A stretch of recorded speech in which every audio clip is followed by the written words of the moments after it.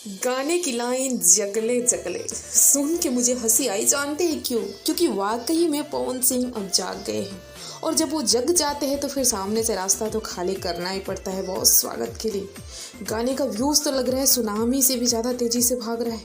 क्या कमाल का गाना है। पवन सिंह की आवाज़ तो अपने फैंस के कानों में जादू बिखेरती ही है। साथ ही एक चीज़ है जो सबसे बड़ी है, वो है उनके गानों का सिलेक्शन।